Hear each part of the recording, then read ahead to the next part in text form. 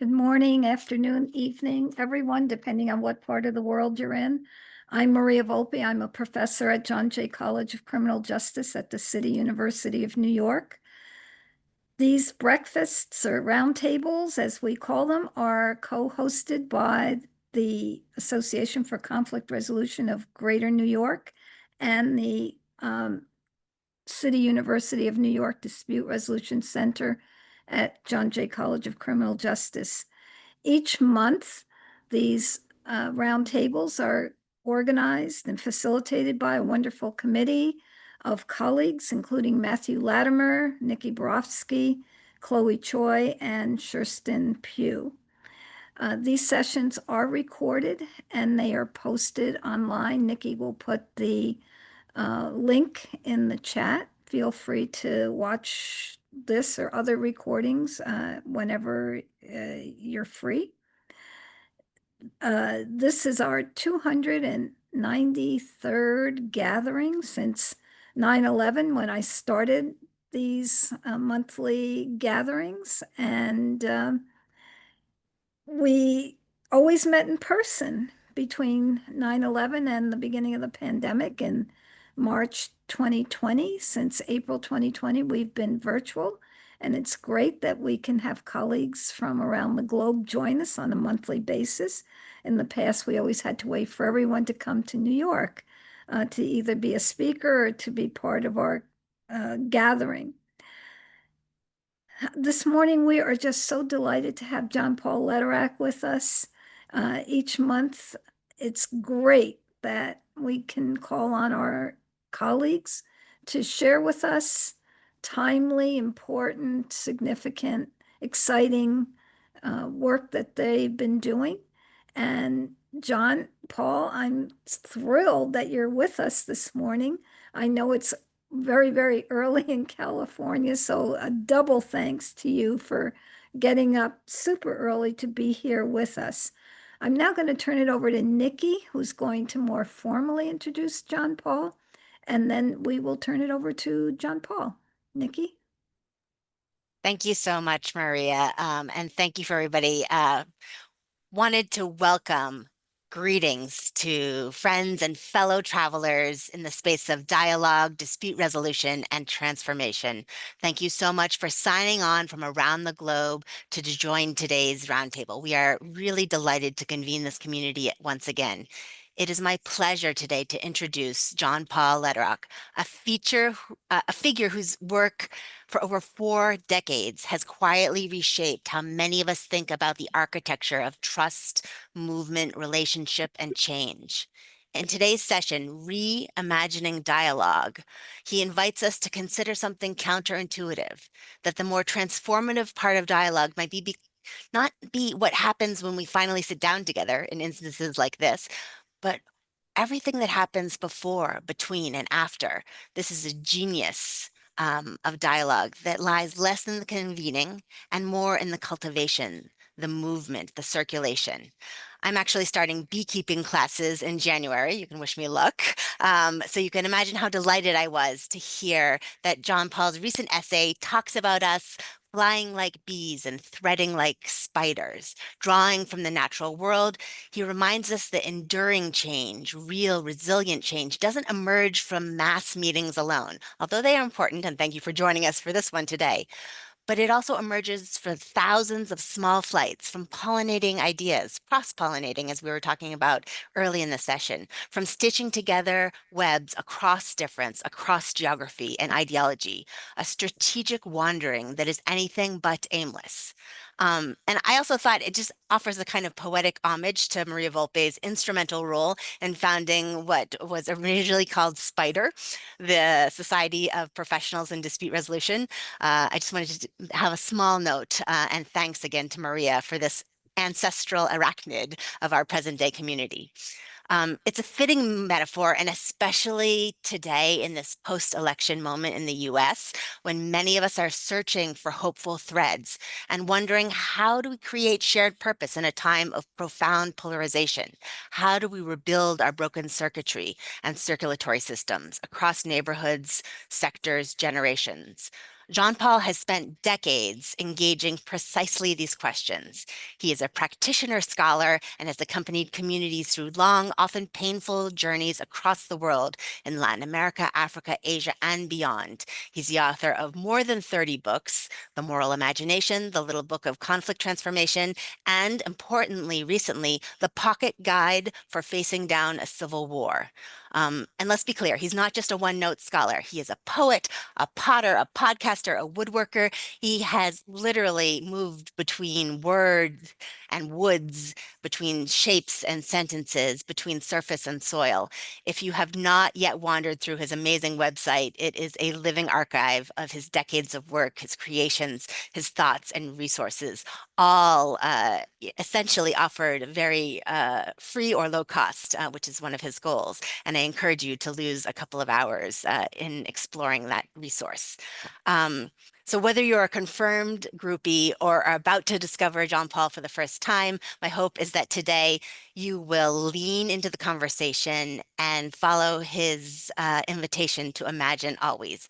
Please join me in a warm welcome with curiosity, gratitude, and readiness to be stretched for John Paul.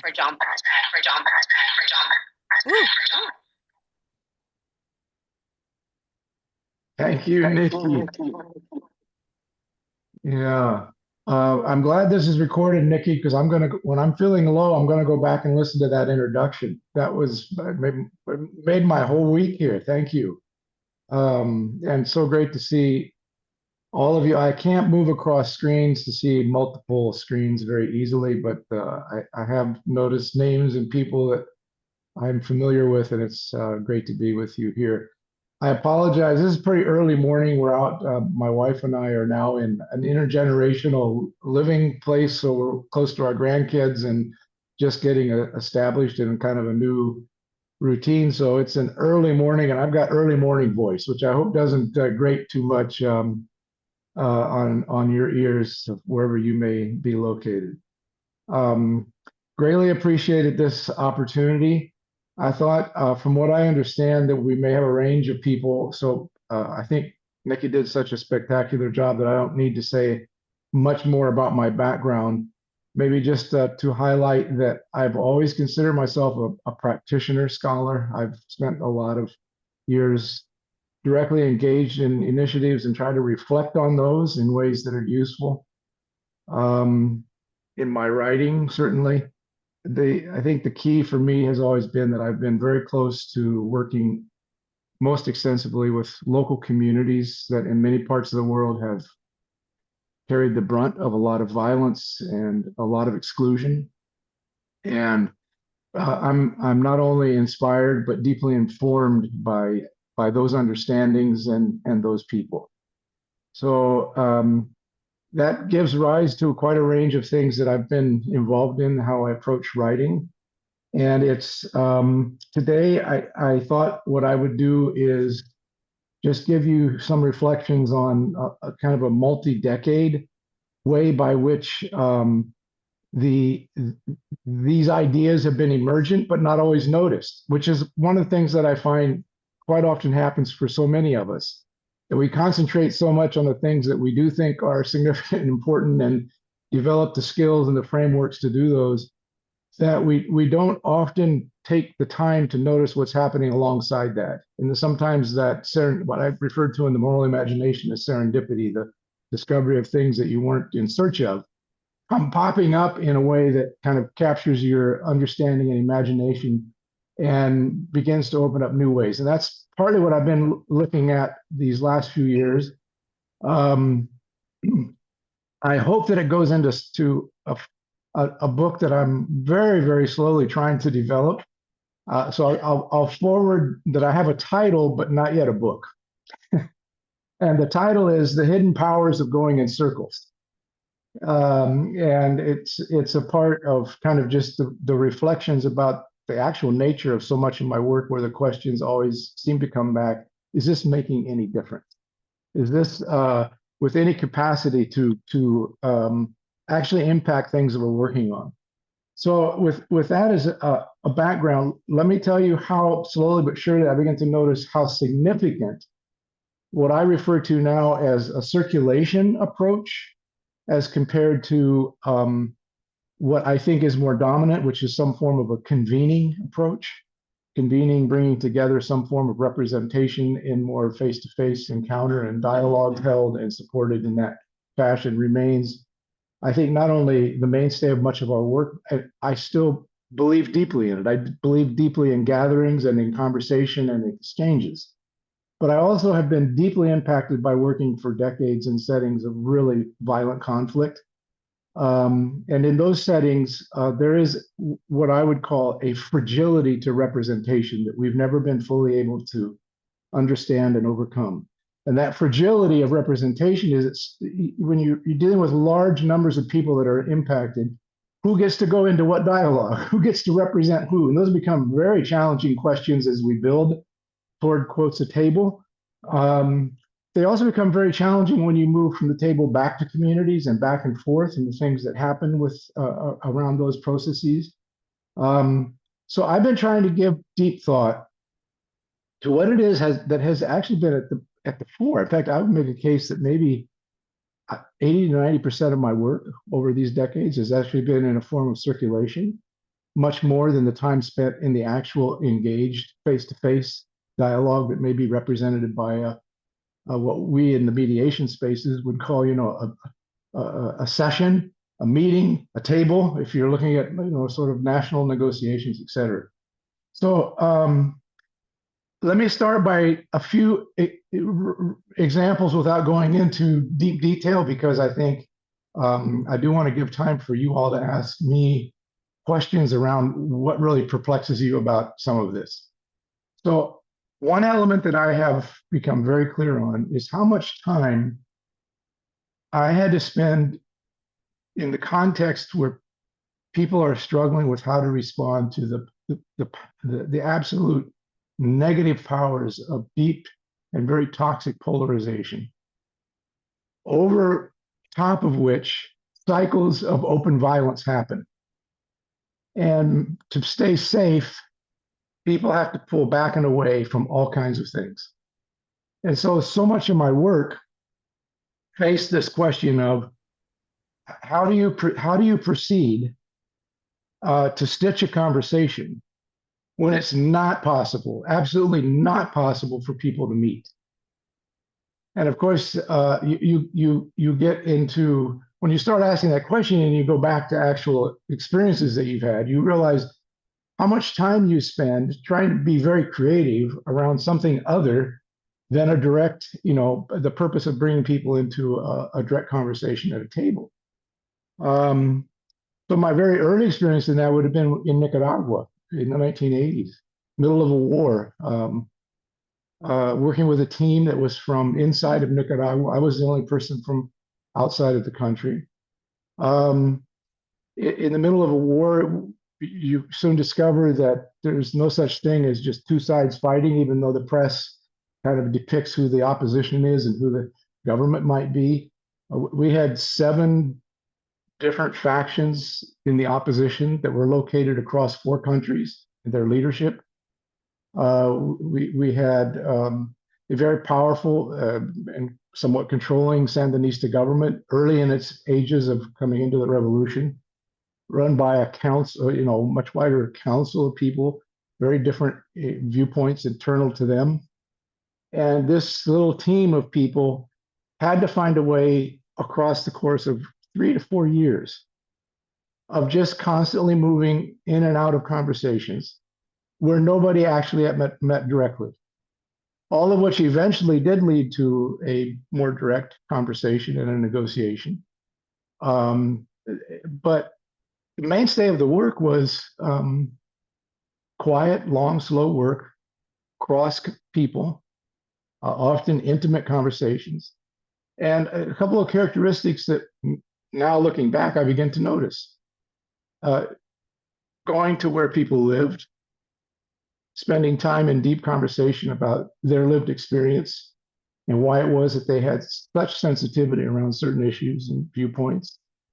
Coming back and over again, how curious people were to hear what other people were saying that they could not meet with, how difficult it was to know how and when to share that, and how you had to work carefully with people to ask permissions about what can be shared, knowing that their what I call their comparative curiosity was rising, but they were very nervous about being, betrayed. And so you're working in a kind of a delicate space that you have to find very creative ways to think about transparency and trust. And at the same time, you're beginning to stitch something of a table without a table. And that's kind of a paradox. It was very curious. And the crossover in the 1990s, the early work in Somalia, especially up in Somaliland, we met very extensively with a set of elders in Somaliland who were proposing and then undertook an approach that they could tie into their cultural understandings. They refer to it as an ergata. An ergata was a kind of a composition of people that would travel. So in this case, elders from different subclans, probably did not number more than 5 or 6, who traveled together to each of the communities across the whole range of northern Somalia in the middle of the war. And their purpose was that each of the elders that was from that area kind of prepared conversations that would happen where they were going. And they didn't want, we asked what kind of support would be useful, and they said, stay away from us. So we could use literally our 2 requests are petrol and rice. 2 things, just very basic, and the occasional conversation. But their whole approach was to actually travel to all the communities, and when they came, what would be seen would be a group of elders from a mixed set of clans who would spend sometimes weeks in a given location, who would listen into the grievances of that place, and then would travel to the next one with a promise that they would return. And they did that over and again multiple times until it led to the grand, what was sometimes referred to as the Great or the Grand Borama Conference, that ended much of the violent fighting in the north and declared itself independent of Somalia, the Declaration of Somaliland. So a very curious historic moment in a lot of ways. Northern Ireland, working with colleagues that many of you may know, Brenda McAllister and Joe Campbell, who worked a lot with the early work in the mediation network. I spent a lot of time with them. Brendan is now no longer with us, but he was a brilliant mediator and a brilliant social movement person. And so much of our time, whenever you were with Brendan and Joe, we had meetings. We obviously had meetings, people came together, but I would say 80 or 90% of our time would be that we would travel to the different locations of the conflict. So we would travel across the landscape, especially Brendan. He would always, till midnight, we would be going somewhere to talk to somebody in places that they could be, but other people couldn't come. And that would just happen over and over again. I sometimes call this listening with your feet. So you're actually going and spending time where people live, which creates a different kind of conversation, and you're taking time to be there, and you're coming back again and again. Now, so just to say 2 notes into the formal quotes unquote literature of all this that some of you may be interested in. Out of that Nicaraguan experience, I began to develop and propose the idea along with my one of my 4 mentor professors, Paul Ware, Quaker leader in the peace studies field, the idea of insider partials as an approach to mediation, which compares itself with outsider neutrals. They're kind of prototypes, ways of looking at it. It's not like one is perfectly this and the other is not, but you can at least do the comparison. And the idea of insider partial was that I found myself over and again working with people who were embedded in the actual conflict, who were, as an individual, perceived to be from a particular identity group or partial in a certain way. But that partiality has a part that is both problematic and can create issues around how acceptable they may be. But we should never lose sight that partiality also means that they have deep entrance and trust within a given part of that complex situation in that landscape. And so insider meant that they were people from the conflict. Partiality meant that as individuals, they were seen as connected to a particular part of that conflict. But as a team, mixed, they together could move around the landscape and offer things that outsiders would not fully have understanding of, nor potentially access to. So they were building ways of creating a trustworthy process, not because they were removed from it, but because they had ways of functioning together that made something that wasn't there possible. And that's sort of one piece that you certainly could go back and take a look at. But today, I find it quite interesting that people would use this in gang-related work here in the U.S. The messaging has changed, the communication structure has changed, but it's the same basic ideas.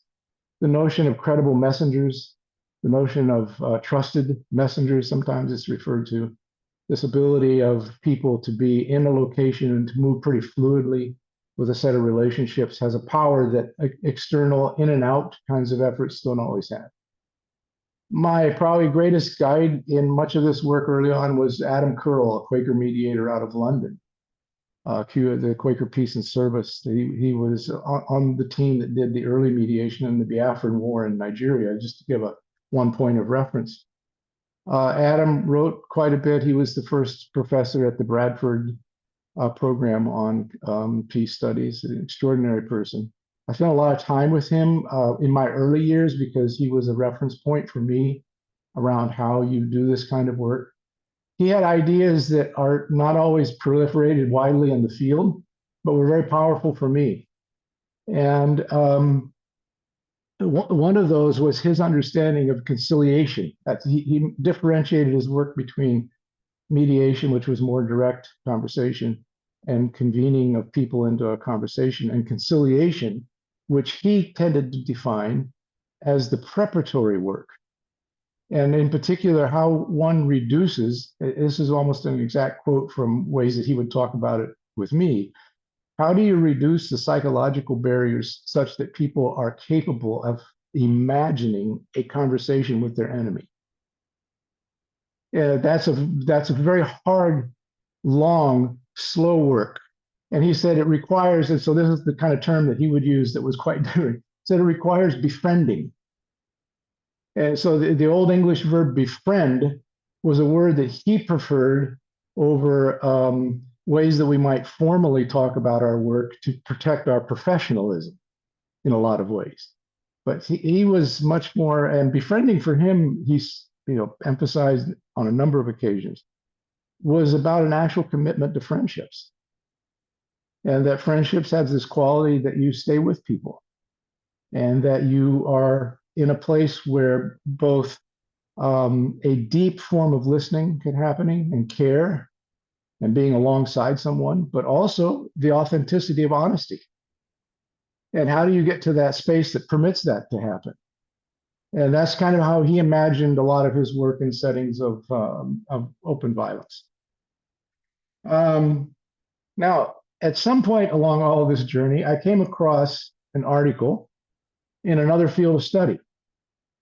And that article dated back to the 1950s. Now, I have difficulty finding it because it's even today, there are times that I can locate and times that I can't on the internet. I'm never quite sure why it's so complicated to get to. But it was an article by an entomologist who was describing the work that they were doing in the 1940s and the 1950s. And they posed what they were doing with the question, and here just to make a small note, sometimes it takes a long time to get to a really good question. And I think that's would behoove most of us to really kind of imagine the journey of questions that we have rather than the journeys of answers. We tend to want to gravitate to what people found at the end of their journey. But I think the real key is how do we get to really good questions? Well, this was for me a really good question. And they called it the question, the paradox of coordination. And what they were studying were insect worlds, like termites or ants or bees, et cetera. They were looking at a range of things. And their question was this around the coordination paradox. how do whole collectives cohere around common purpose without centralized control? I'll repeat it. How do whole collectives cohere around common purpose without centralized control? And as soon as I read that question, it was like, bing, my whole world had a light shed upon it, because so much of this idea of stitching without a table was because tables actually, table negotiations represent a form of centralized control. It has a definition to it. It has the parameters of who can participate. It can't get everyone in, and presumably it's representing a whole wide range of things and people. But nonetheless, it remains that. The convening often is narrowing from the very complex to something that is manageable at the space of conversation.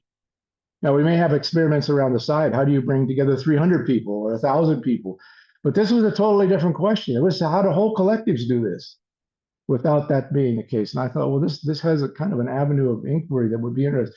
I have for many years been very proximate to working a lot with local communities around the world, and I found that my language, my formal learned language, was often an impediment to the learning of people that are deeply grounded in the context that they're in. So I have always been very wide open and experimental with seeking good language based in people's direct lived experience, which is why the natural world, examples from the natural world, have been very prominent. I found within the ways that entomologists describe this, prior to this had worked a lot with the metaphor of the web and web making. It took me a while to get there, but I always understood that it was more important to watch the movement of the spider than to just gaze at the end product. And the movement of the spider had a lot of things around how to cover a landscape. It was a spatial genius. How to imagine the landscape of conflict, which so much of my work was about not just individuals getting together into conversation, but how whole spaces and people affected by things begin to move in a common direction. What I discovered in their work, these entomologists, was that their conclusions had different ways of describing the very things that I had been very much, I think, doing with small teams of people embedded in these conflict settings, where my role was not a formal mediator, but my role was to be alongside and to accompany people from within a setting to imagine how they themselves might stitch these kinds of conversations and how they respond to the difficult kind of challenges that they're facing. What the entomologists described was that much of this happened by traveling in the landscape. And as an ant or a termite or a bee travels, they communicate while they travel. And the way they communicate has to do with it's basically a scent, so hormonally related. So the description of it is the capacity to drop and gather. So every place you travel, you're leaving something that is from you, and you're gathering something that is from that place, and then you continue to move, and you're leaving signals, and those signals help to communicate and direct. And often, if you notice, there's kind of a back and over again that comes with this, that they're traveling in different ways, and all of a sudden, all the ant colony, the whole file of ants moves one direction or another direction, and you wonder how it was that happened. And to me, these were very powerful little windows into the question that they were trying to sort out. The most extensive experience that I've had with this in a very practical way was in Nepal. I worked in Nepal with a set of folks for about 14 years. I was supposed to do it. I had made a decade commitment. I had this little commitment personally in life that when people asked me to be involved in settings of really protracted conflict, I wouldn't agree to do anything unless they agreed to a decade of investment. I found that helped reduce the amount of people that I could work with, because almost nobody would agree to that. I found one foundation that did in Nepal. And they're still at it. They're double decades now, with a deep investment in a particular set of communities and initiatives. One of those was around natural resource conflicts coming out of the Civil War. And the groups that we worked with were quite unusual. They were what are referred to as community user groups. So there was forest user groups, there were water user groups, there were land occupation groups, there were landless groups coming out of the war that were considered encroachers. And those conflicts that happened around access to natural resources in remote areas of Nepal were becoming very, very violent with the availability of weapons and other structures. At the same time that the Civil War had greatly diminished the capacity of any governance in their areas. So there's kind of this vacuum space that a lot of them are living with. Our approach took very seriously the spiders and this web making. And we used a participatory action research approach. All of the people participating were from the communities that had these conflicts. And they developed, based on this, the notion of a spider group. And a spider group is a small mix. If you have a conflict, especially caste related in Nepal, people that have greater access and less access, people that are more in control and less control. A spider group would be made up of individuals who, over time, you can slowly but surely begin to bring together, and who together travel to each of the areas, each of the groups that are in that conflict, and spend time with them, similar to what I had seen 2 decades earlier with the elders in Somalia. It's a very different location, very different kind of a context. And they would do this over and again. The person who was from that community would prepare kind of the entry. They would spend time in the community. They would hear the grievances, the viewpoints. They would come back again. They eventually have a visual of this that they call the mountain path process. The reason being, Nepal is very mountainous, and any of you who've done any kind of trekking or mountain climbing know that you don't go up a mountain by going straight up.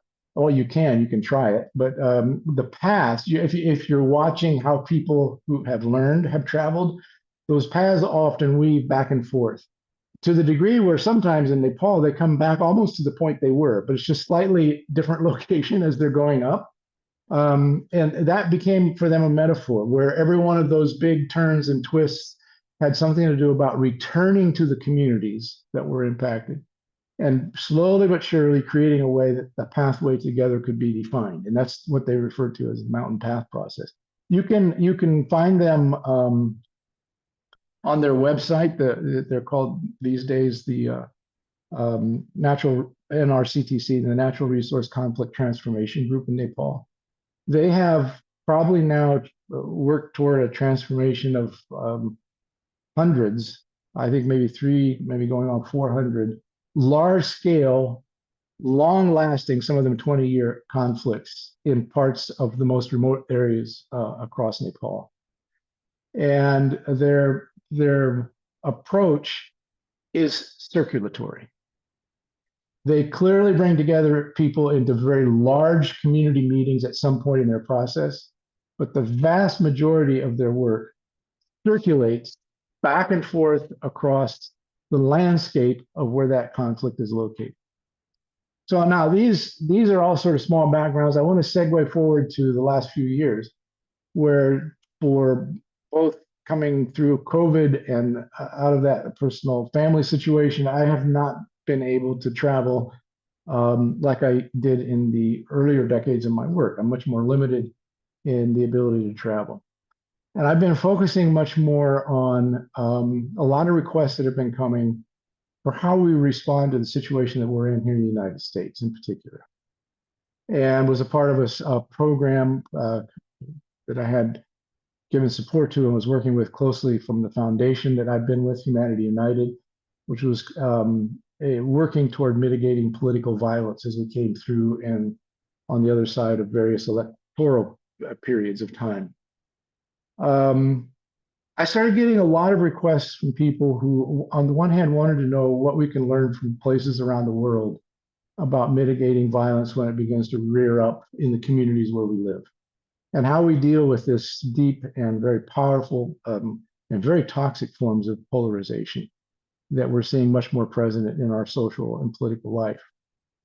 I started getting requests more from outside of my field than from inside of it.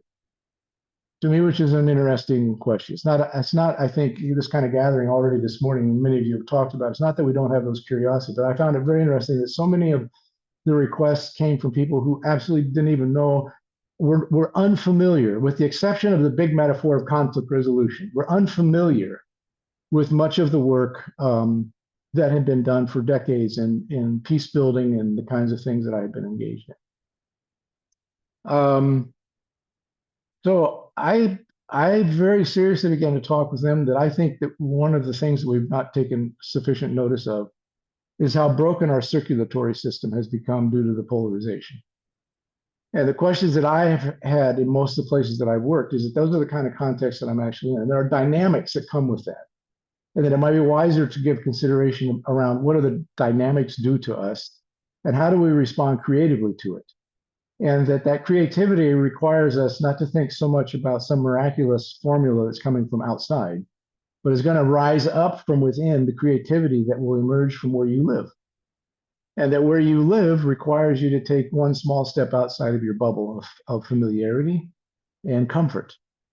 And that to the degree, this was part of what I've been trying to describe, to the degree you can find even a small set of people who as individuals have access to parts of that complexity where you live and who move together to spend time in different parts of the community, you will find that something can be emergent around how better to respond to the situation, and that it may not be well served by investing exclusively in spaces that bring together representatives to dialogue and then somehow make publicity from that. But that it might require shifting how we imagine what we're doing in the direction of actually taking up more robust ways to move across our deeper lines of enmity and perceived difference, but to do it together with small subsets of people.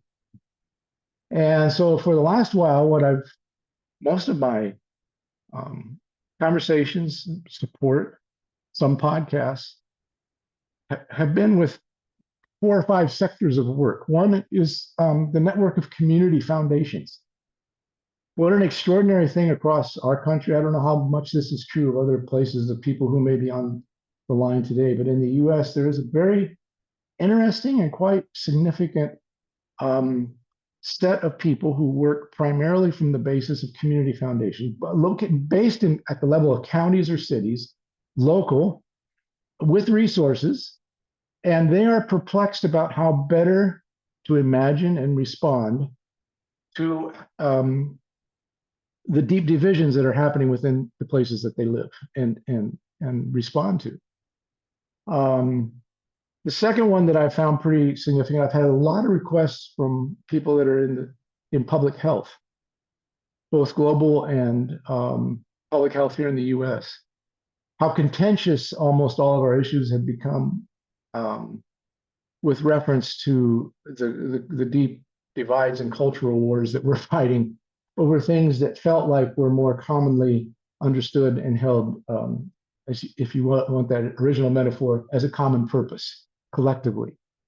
Public health has felt that they are not only under duress, but they're under the duress of trying to figure out how better to respond. I just had 2 weeks ago a long conversation with 300 people from across our country whose primary task is they call themselves public health communicators. They are the people who try to help the communication function around issues like a vaccination or primary health, et cetera, in a landscape, let's go back to my language, in a landscape of absolute contention and division.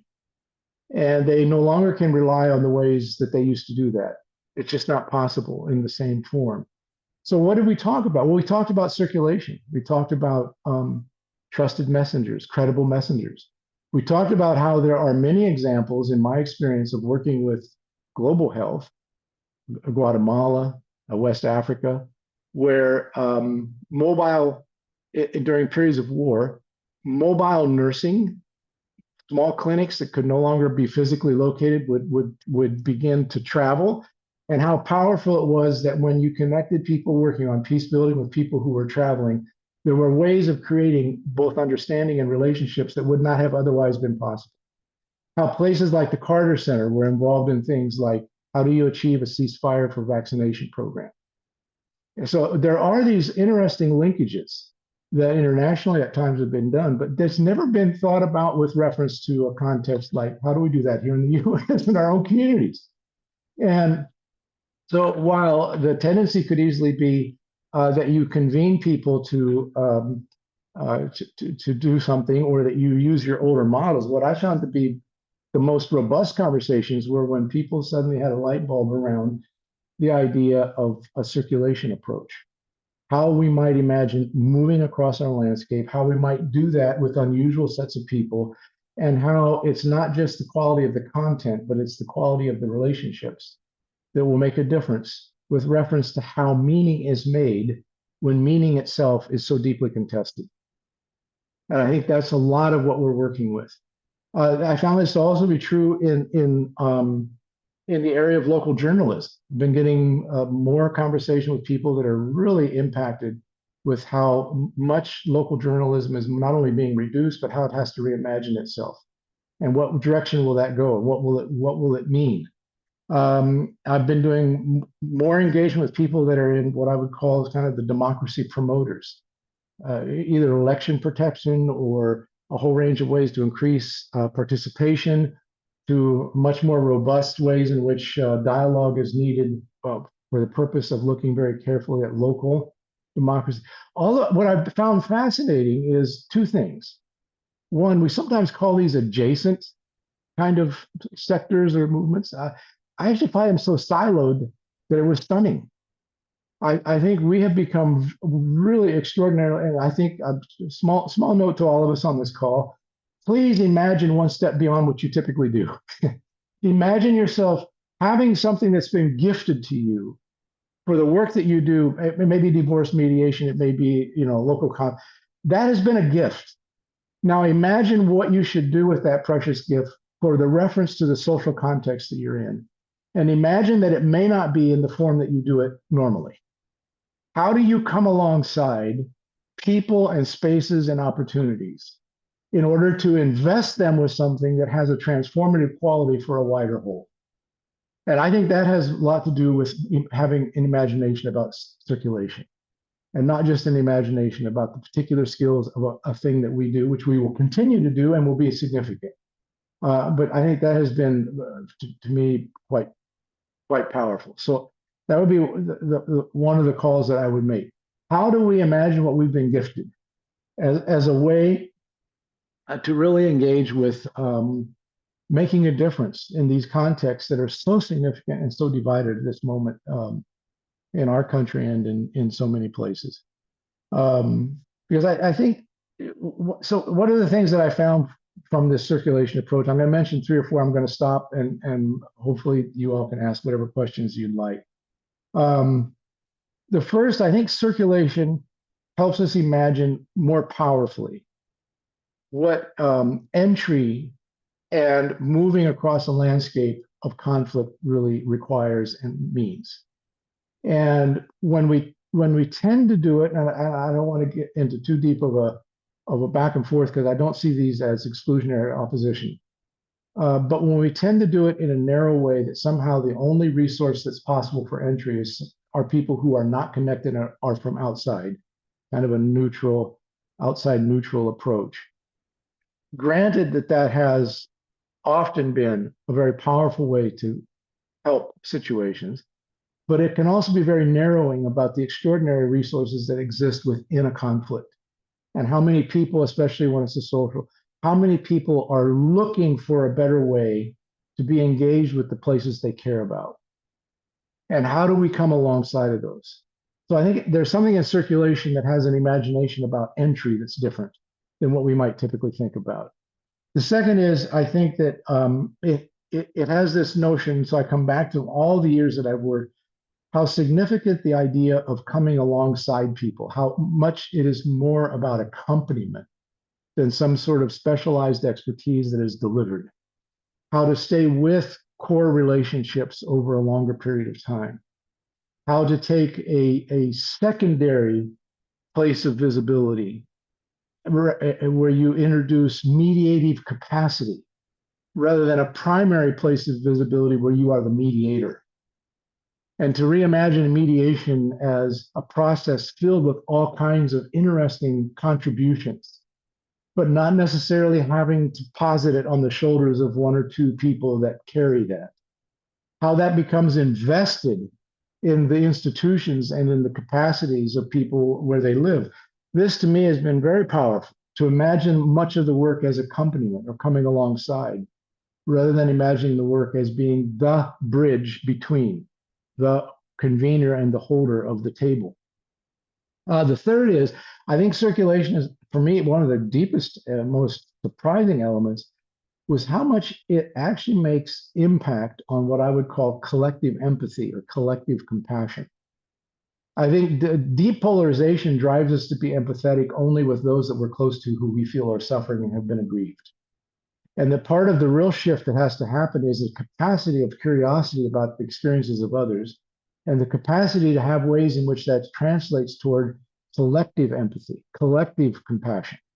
And this notion of collective empathy for me in so many places I work emerged when people felt that they were visibilized. So going to rather than convening to, going to and spending time where people actually lived had a powerful capacity to create a sense that this is the first time I'm feeling like somebody's noticing me. And opens up possibilities of a different kind and a deeper conversation. And when it happens over and again, when it's not peace tourism, when it's not for collecting data, when it's not for answering a survey question, when it happens over and again, something stitches together this ability to increase not only a feeling that I matter and I have ways that my voice matter, but that I'm willing to have a listen into what other people have experienced. And I think this is what's been powerful about it, is that this, I call it sometimes emplacement. There's an anthropological term that meaning is often made in the places where people live. And so, and what we're dealing with is how do we create a wider collective meaning? Well, we have to go to the places where that experience is actually rooted. I think the final little one that I would say is that it truly has an ability for us to think about what I call the before, during, and after. So the before is, how do we actually move in settings that are really deeply, deeply divided? And the preparatory work does not capture the relational work and the meaning-making work that has to be done by way of developing a deeper understanding of what is being developed and the kind of common purpose that may come with that. That's long work. For me, in some places, it's been decade work. And I don't think that many of us have that in mind. We have much more in mind kind of the next session. The second is that I think it makes a massive impact on the quality of actual conversation, because people feel like they're much more participating in the creation of it rather than being the recipients of it. And I think that's a huge shift that we've understood in international work that's not always fully comprehended in the ways the professions understand it. And the third is that the quality of what we're stitching is only as good as what people do in the actual implementation, in the actual actions that they take together, in the actual ways that they become mutually accountable. And that part has so much to do with whether things have potential that rise to something that people agree to, but then does it actually translate into transformation, into the changes that are being imagined that need to come forward and need continuous support. I've often said, and I've studied a lot, that the quality of an agreement, like the quality of the agreement, you can look in any of a dozen places across the world right now, where quick agreements around ceasefires are emergent or something. The quality of an agreement it is only measured by the quality of its implementation. It's never measured by the content of what was actually agreed to. It is only measured in the quality of the relationships that are mutually held accountable and have the communication and the support structures continue to walk together in the direction of what they've agreed to. And that means that negotiations in international work never end at the signing of agreements. Negotiations begin again, and they're permanent, which kind of leans us where? In the direction of how powerful it is that we need a robust circulation model to understand what's emergent when people move into that period after having come together and agreed to something that they will put into motion. It's continuous, it's emergent, and it has to be understood in those directions. So I'm going to stop there. I had a little notes jotted here and there, but I can't read them very quickly while I'm talking. So, and plus I've taken too much time. I tend to get excited and ramble a bit too much on when I get into these situations. I'll turn it back to Nikki, or whoever is going to. I'm not sure how the Yeah. coordination happens around this, but I'm happy to stay on for what's ever useful to people. Thank you so much. There have been a flurry of questions. If people want to raise their hands now, you can ask your live questions, but I thought I'd start with a few that were in the chat. One is a really big question. I'm not sure if you have the time or energy to answer it fully, but Dennis Wong asked, what is your definition of peace? I thought that might be a good place to start in. Yeah. Dennis, I have a book that's about to come out. So I'm going to take advantage of do my little promotion bit, if you don't mind. I've been writing lately, and I've been having difficulty that the way I write, publishers don't see avenues of utility. So I have a book that's a hybrid self-publication called "The Centuries Wrap Around Us," and it's written somewhere between poetry and prose, which is part of the problem. And it's written in the form of a century. A century is ways that especially Middle English mystics and desert fathers and mothers used to carry wisdom, which is that they would hold it in numbers from 1 to 100, so a century. And so that's the way I've been writing. And that requires you to write in much shorter sentences. And if I was really good on a computer, I would go quickly to the one I wrote about my difficulties in crossing borders. When they say, what's your profession? I don't find my profession anywhere near listed. And so I imagined this little 1 point within a century about what peace building was about. And I think it attends to some of what you are asking about. I think if I was to capture it, it probably really comes back to what I heard in Nicaragua in the 1980s, the reading of Psalm 85 from the religious leaders that I was involved in. Every meeting that they held in local communities opened with Psalm 85. And there's a verse within Psalm 85 that says very simply, truth and mercy have met together, justice and peace have kissed. So my definition is I'm waiting for the kiss. I'm waiting for an understanding of peace that is about the repair and the nourishment and the inspiration that can come with a quality of relationships that is about people having embodied and a deep sense of dignity with each other. And that dignity is defined by the ways that they experience it in their daily lives, but it's also defined by the ways they organize around ways that they will care for the wider collective whole and good. And so I have a notion that peace is not by any means the absence of open conflict or violence. It is about the robust engagement of who we are in all of our diversity in ways that continue to protect the dignity of every person and that permit whole communities to live into more holistic and better ways of being together. And that is a generational thing. And so I'll reference you to that one note. If I can find it, I will paste it to one of you so you can send it all out of how, if I had to, I could fill out a cross-border visa application only using 2-word sentences. And that was my challenge to see how I would accomplish that. And I can share it to you maybe at a later point. I just can't grab it that quickly right now. Oh, we'd love that. And we'd love information on the forthcoming publication once it's out.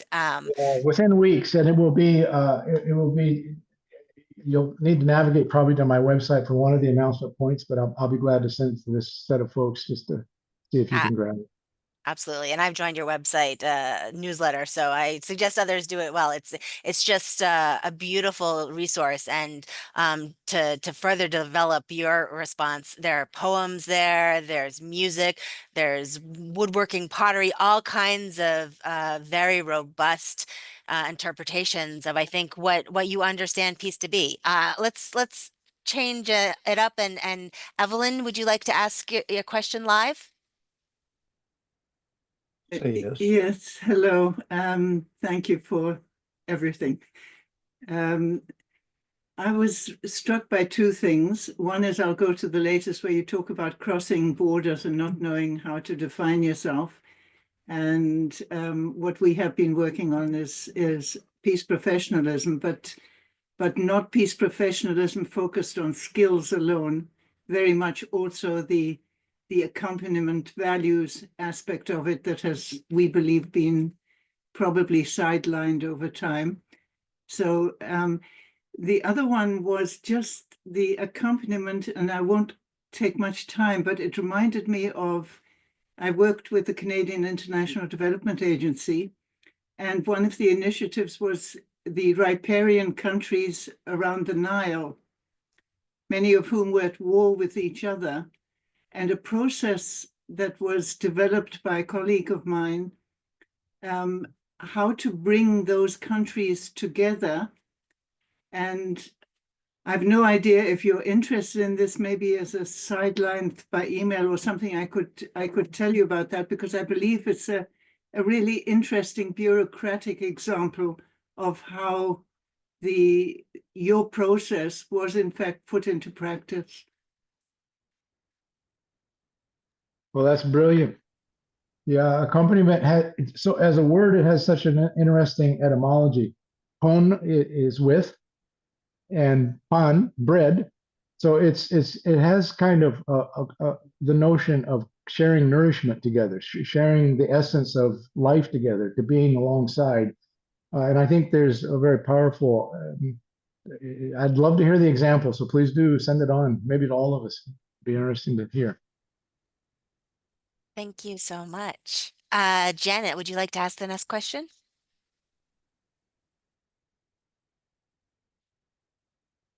If you can unmute yourself. And Janet, if you're, there you go. Are you unmuting me You're unmuted. for the question? Yes, Shall I go ahead? please take the floor. Oh my God. So I put a quote in the chat, which for the first time in my very long life describes me. and it closely relates to the process. My name is Janet Gerson from New York.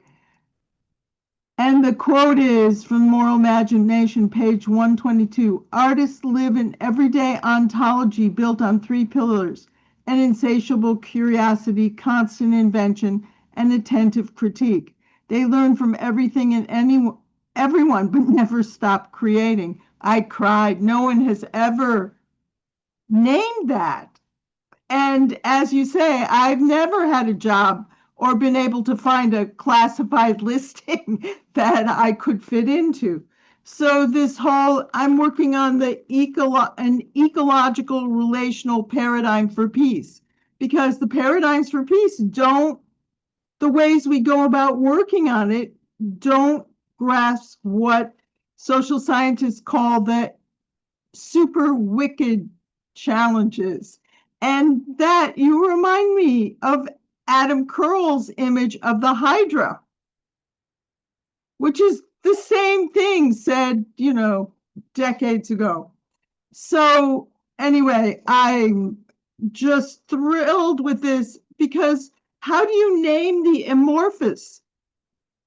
When I say relational, people say you don't need to put relational in there, because we have social and we have ecological. Those are relationships. But no, I think even in my field, I think the idea of relationships sometimes came from analysis of different theories or, concepts. But you're really getting at the depth of relating. So I want to know if you have some application or you've worked somehow on the ecological dimensions, which are so crucial to our existence, but are so either scientific, political, or bureaucratic or amorphous. Thank you for that long. Well, thank you, Janet. Okay. First, thank you for sharing. I don't always get feedback. I can't hear you though. Oh, am I maybe on your side? I'm unmuted. Can you all hear me? We can all Yeah. hear you. Now I can hear you. Okay. Okay. Well, thank you for Jan. I was just going to say I'm not sure. I hope my writing didn't drive you to tears, but I understand those are to be tears of visibilization from what I Exactly. understand, which is great to know. Yeah. There is a recent book that I did not write. It was a set of authors that came together. So I'm a co-editor on it, and it's opening up into the conversation around the notion of environmental violence and how we understand that has not been fully attended to. And it's written by people that come from very, very diverse lenses and backgrounds. And curiously, I do have one chapter in there that's written in the form of a century, and Cambridge University Press accepted it. I felt so validated that they would, because I really literally, the ways I want to write today, I'm so far away from the old academic forms of writing because I just have found that I can't communicate with the people I want to, and I can't say the things I feel I need to. So to me, it was a bit of a small coup, but you can certainly find it there. It's one of those things that we negotiated before we started by way of some support, that it can be absolutely fully digitally available for free to anyone. So it is very expensive if you buy the physical copy, but if you're interested in particular pieces, you should be able to find a way to get to it. So thank you, Janet, for that. Yeah. Could you give the name? The title is Environmental Violence. There's a subtitle that I can't quite recall right now. But Okay, I'll find it. yeah. Thank you. Excellent. Well, I think I found it and I'll try and post the link. Lisa, would you like to ask your question next? Try and be brief so that we can all have a chance to speak. Yeah. So good morning and thank you so much. Your work has very much inspired my own looking at reparative processes. My question actually relates to, given this work of being in circulation and ongoing relationship building, how do you contemplate the strength of social media in the US and the algorithms and the invested interests in creating division, which serves our political elites and is very much on purpose? We've seen that occur the last decade in the US. So while I'm very much committed to this idea of dialogue, I feel very overwhelmed by this counterforce with more money and power than many of us. Yeah, thank you, Lisa. It truly, I mean, one of the biggest challenges when I look back across my decades of work is how significant the pace and the availability of information moves today compared with what I had been more obviously accustomed to.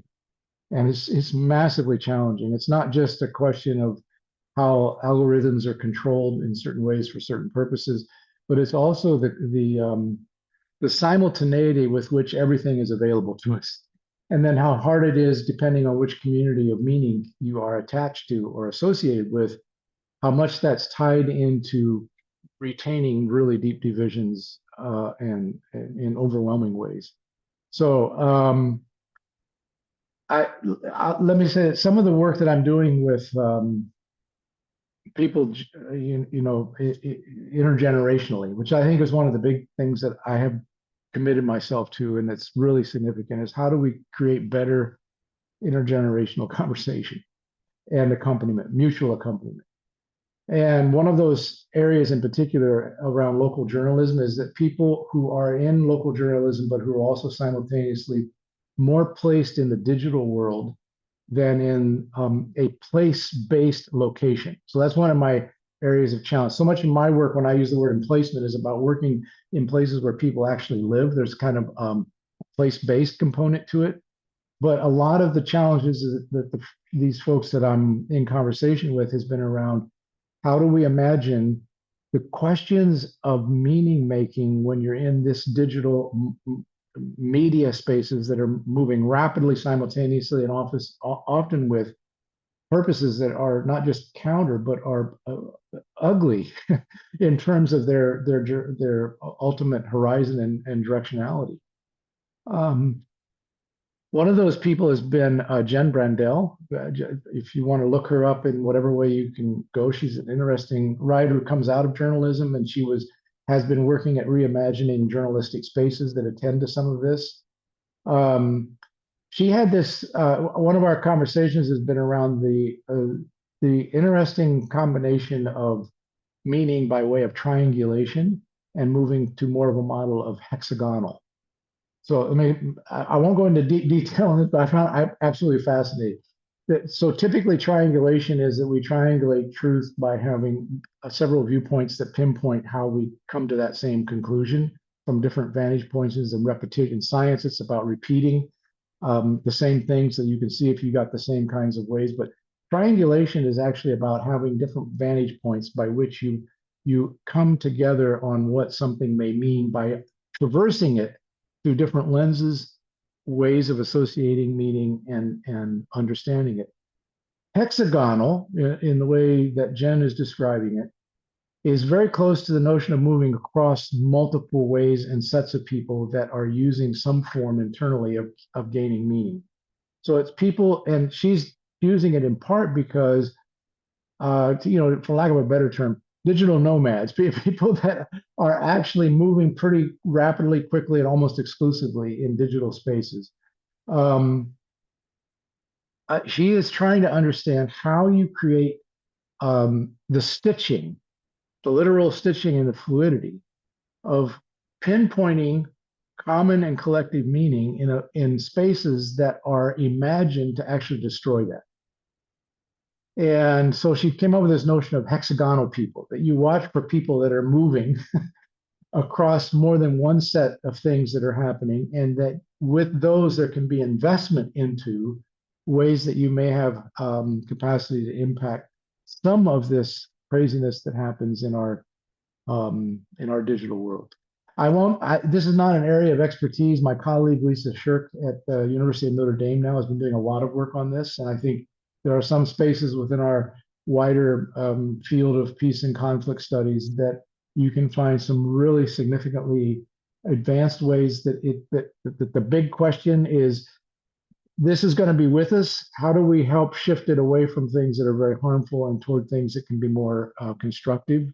Artificial intelligence being one of those massively big challenges right now. I am such a haikuist Luddite that I have not been particularly helpful in some aspects of this question you're asking. So I'm recognizing with great humility my own limitations. But appreciate the question. Thank you. Thank you. And we'll try and chase down some of those resources to add to the recording resources after. Susan, you've asked many great questions. The floor is now yours. Thank you so much. I am so glad to see you, John Paul. I took a very inspiring course with you at Eastern Mennonite University long, long ago. So it's great to hear what you've been up to since then. So I am wondering, I very much am interested and have studied neuroscience and how our brain works. And as we know, we have the reptilian brain that makes us fearful and threatened by people instinctually, that reptilian brain that makes us fear others who are not of our tribe. And I feel like, or think too, that it's really a great leveler for humanity, because no matter what culture you're from or background, if you're a human, you have this brain physiology.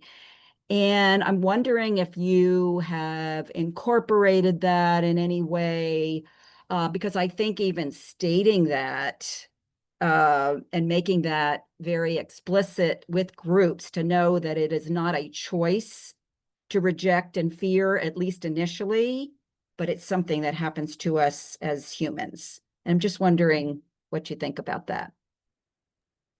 Well, first, I completely agree. This part of the wider ways in which having different vantage points and areas of research and understanding are so significant for the kind of work that we do, that to narrow what we do to too singular of a way of understanding it does not help us get to it. I think that the studies in neuroscience are just absolutely extraordinary. I mean, there are 2 or 3 places that I kind of crisscross with it, but I'm not a specialist in it, and I have not incorporated. There's a body of research that you can find pretty consistently can be drawn into a lot of this. That I've tended to be more proximate to some of what I would consider to be the practical outreaches of that, and at the levels of communities that I tend to work with. So one, I think that the whole bridging between the arts and peace building for me has been ways in which you imagine and inspire parts of the neurological systems that we have to be present with each other and to be cognizant that the arts have ways to not only unveil but bypass and open up new pathways of understanding that are certainly neurological. They come back to who we are as human beings, but they aren't captured and enslaved to the reptilian brain. And that's where I think sometimes the push to have rational answers to these deep problems tends to bring us closer to that more narrow understanding of what we do when we're with conflict and with others who we experience as threatening, than the ability to create the spaces that permit people to be with it differently. And so one of the areas is I think there's a lot to be understood around the power of ceremony, ritual, music, ways of engaging the arts that you could posit this, and a lot of people do this. There are full research initiatives on music and the brain and that kind of direction. But what I find is that there is an opening that emerges that creates what I would refer to as the pause of curiosity, which I think we're so much missing in much of the work that we do. The pause of curiosity is very simply that pausing enough to take a second look, pausing enough not to just follow the immediate reaction, to be cognizant that that's part of what's happening. But even if you don't fully understand it in terms of the way the brain functions, to feel it embodied is a very powerful thing. And I think that actually my experience is that part that's embodied is a big one. So that area of the arts and peace building, and the second is I've been trying to understand better what happens, how and when and why do people become more curious? And I think that this has something to do with it. And obviously part of what I've worked with a lot has been that I think it happens when there are unusual, unlikely friendships that emerge initially. And that, there are ways that I describe this. One of those in the moral imagination is about the critical yeast rather than the critical mass. So working with the quality of a few people who are different that help other things grow. But more recently, we've been engaged in places like certain departments in the country of Colombia in a longstanding process now of what we call improbable dialogues. And the idea of improbable dialogues is that these are things that would not happen unless there were ways of moving around and then gathering small sets of people who began to a journey together. And in the case of Cesarse in Colombia, the capacity for people to have an increased curiosity when they aren't in the tragedy of having to have perfection for the whole of the country. So the degree to which they're pulled into politics at higher levels, it becomes the reptilian aspect of everything they do becomes overwhelming. the degree to which they're talking about something that is more accessible where they live and has less threat with the visibility that might be brought to it, has permitted people to incite even a small dose of curiosity with each other. And that's been what we've found pretty consistent. And so one way to describe it, so I'm not sure I can make the bridge because I haven't written about this, Susan. I'm looking for you to do it. So you need to bring this forward, or whoever it is to do it. But I think that the degree to which you can create small spaces of curiosity, small doses of curiosity, that pause of curiosity, you reduce the ability of the reptilian brain to be in control. And toxic polarization wants the opposite. It wants the poison of reptilian response for the purpose of doing it again. That's the perfect outcome of the whole system, is that it repeats. This is what so the challenge, that we need to work with is, where do we create the pause? And I think that for me, one of those has been to bring it down. So that's why I used the pocket guide for facing down a civil war. The pocket guide was not just because it's a small book you can stick in your pocket. It was because you need to watch your pockets.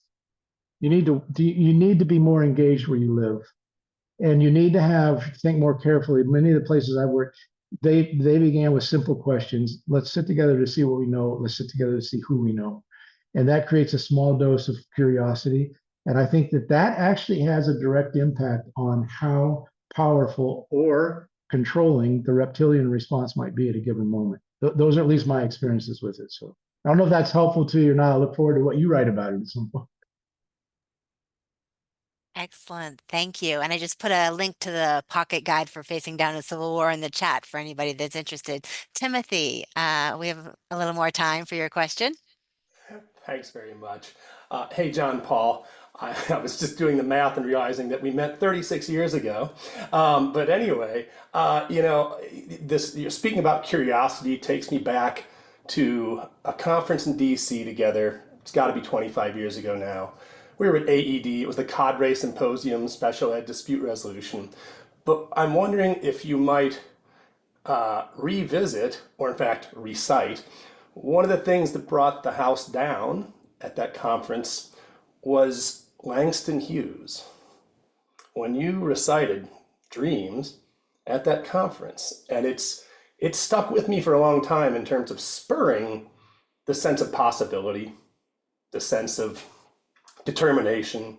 And so I don't really have a question except to say it's great to see you. We've all grayed a little bit, but do you have dreams at the ready? Oh my! First of all, it's great to see you. And yeah, I think, if I'm not mistaken, it actually dates back to Syracuse, where I've had unusual Yes. spaces to come together with a whole set of you. Luke Kreisberg was so instrumental in that. Yeah, well, I'm so you're drawing on my poetic imagination now.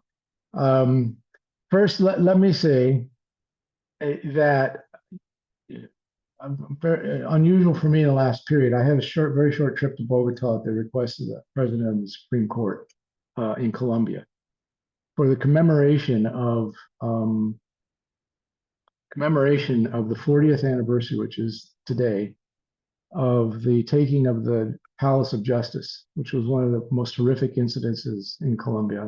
Hundreds of people were injured and died. They refer to it as the taking and the retaking. They have to use both words because the taking was the M19 who overtook the building and began taking hostages and shooting people, and the retaking was the almost instant military response that destroyed the entire building. So there is within that this deep sense of harm that has been experienced for many years.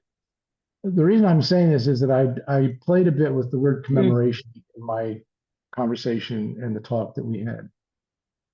Conmemorar in Spanish lifts out more clearly than con, the with, in Latin, and memory. So we live with memory, and typically to commemorate is to remember back, to remember the the things that happened and how they have a power over us when they have sat unattended to, invisibilized, or worse, manipulated, which is often the case as decades unfold and how those experiences transfer across generations. But then I cited the poet from Argentina, Jorge Luis Borges, who in one of the people that I, very dear friend, told me that she had a personal conversation. She was at a small meeting with Jorge Luis Borges when somebody asked him the question, what does he make of hope? What does he think about hope? And in Spanish, he responded, hay la esperanza, ese hermoso recuerdo del futuro. So I'm going to translate it. Hope, this beautiful memory of the future. What an extraordinary phrase.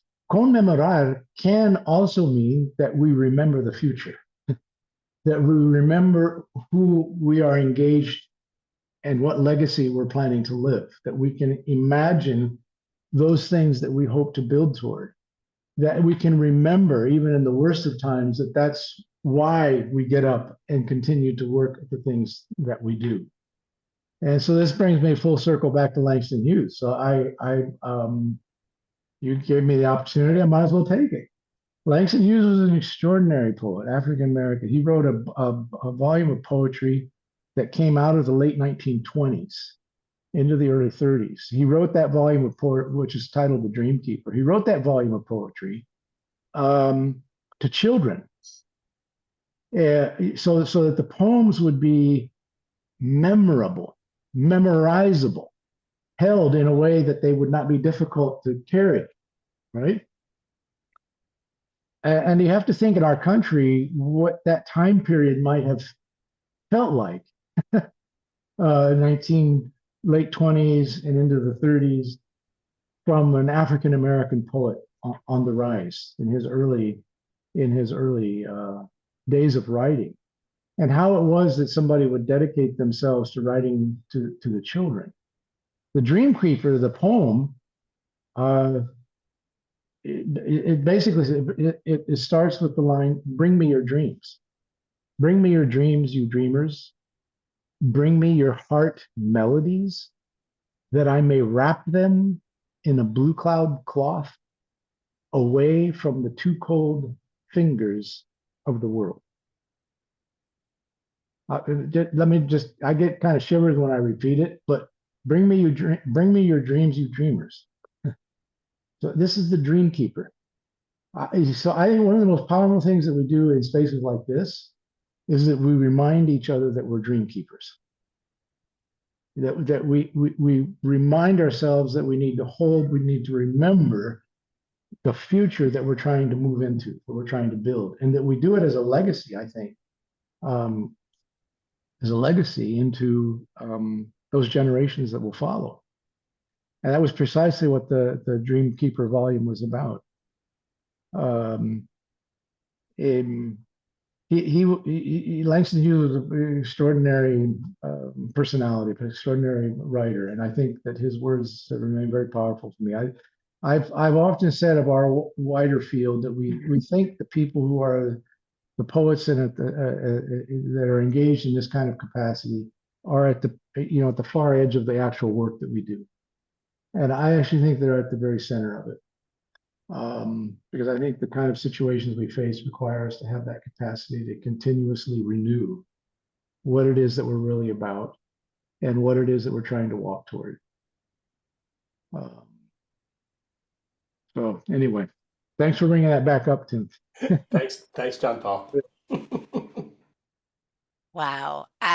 that was extremely moving, and I think although there are a lot more questions, I can't imagine ending on a higher, more hopeful, more powerful note than that. So, Jean Paul, I would like to give you the floor for a couple of minutes if you'd like to ask any questions or have a bit of a closing note, and then with that, we'll thank you very much for your presence this very early morning and for all of the wonderful ideas and history and thoughts that you've shared. So I'll give you a moment to close if you like, and apologies to everybody's questions that we didn't get to, but there was so much that was rich and worth exploring.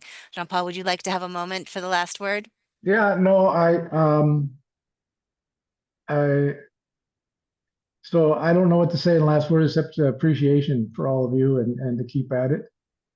This same poet Langston Hughes had this line that he said, "Hold fast to dreams." And it was another of those little poems. So maybe I'll just send that along. Hold fast to dreams, for when dreams die, life is a broken winged bird that cannot fly. Hold fast to dreams, for when dreams go, life is a barren field all covered with snow. So hold fast. Hold fast, be careful with the gift that you have in terms of the work that you do on a daily basis, but also don't hesitate to find better ways to share the gift. Because I think the greatest gratitude we offer is when we bring that to the places that we may not imagine that it can be useful, but that are actually present right alongside of us. I think that's the call of the day in so much of what we do. Meister Eckhart, to make this a final conclusion, he's attributed the phrase that if the only prayer you ever say is thank you, it will be enough. So thank you for all you are and all you do. It was great to be with you this morning. Thank you so much. And we are basically at the hour, and I think that with great thanks for your participation through a very busy day, and for everybody's collaboration and in making this a wonderful discussion and sharing. Thank you so much for engaging in the chat, engaging in the conversation and the dialogue. Maria, would you like to wrap things up?